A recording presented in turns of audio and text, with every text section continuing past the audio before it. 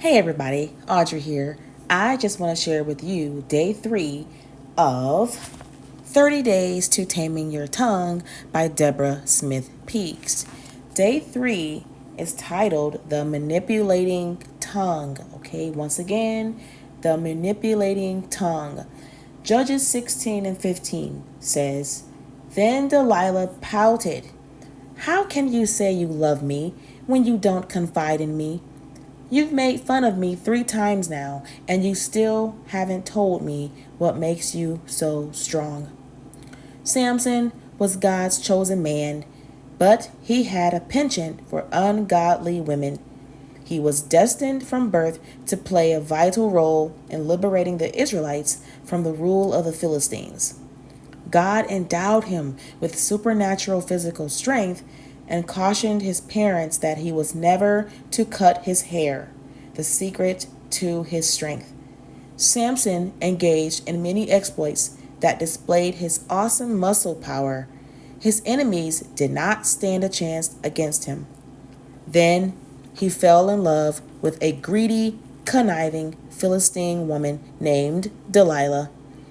After many attempts using the age-old guilt-inducing "if you love me, you would" argument, she manipulated Samson into telling her the secret to his great strength. Then, for financial gain, she betrayed his trust and revealed the mystery to his enemies. They promptly shaved his head, and he became as weak as any other man. Having subdued him, they gouged out his eyes, bound him with chains, and forced him to grind in the prison. A broken and powerless man, Samson never regained his former glory. One day, during an event in which the Philistines were making sport of him, he stood between 2 temple pillars, prayed for one last infusion of supernatural strength, and literally brought the house down. See Judges 16. The collapsing structure killed him and more than 3,000 spectators and government officials. This was the tragic end of a strong man who was weakened by a manipulative woman.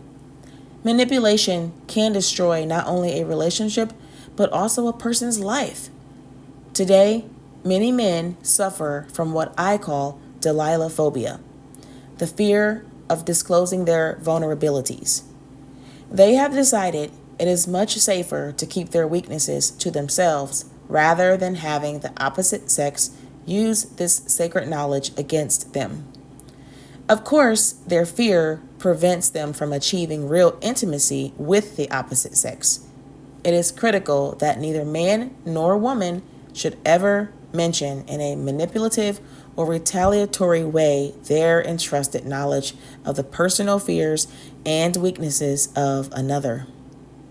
Manipulation is a crafty use of the tongue and a self-perpetuating vice.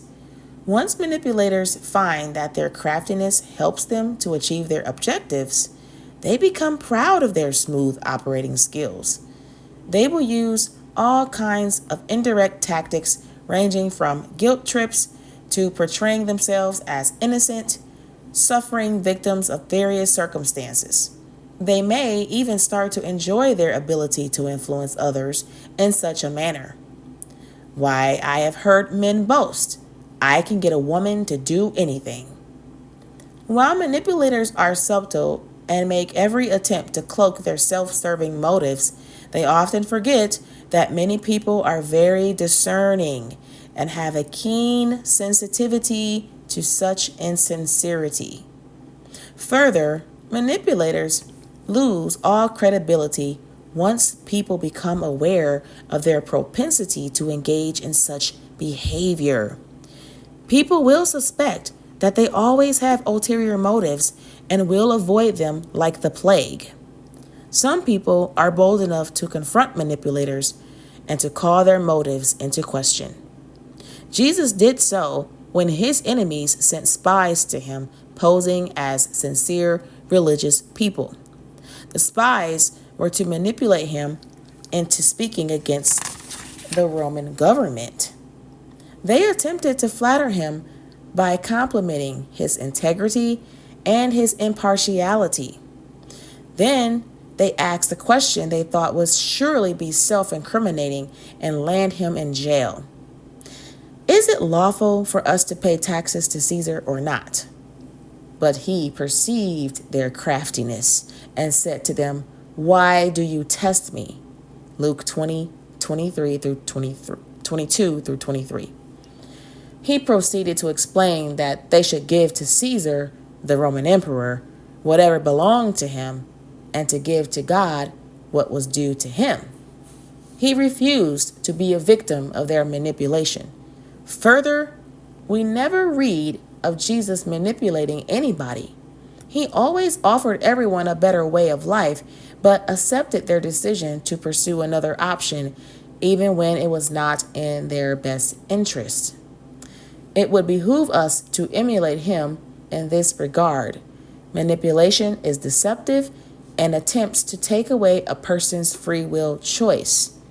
God's children must not practice nor tolerate such behavior. Today's affirmation. Because I am in right standing with God, He surrounds me with favor. Therefore, I have no need to manipulate anyone for personal gain or advantage. Thank you and take care. God bless.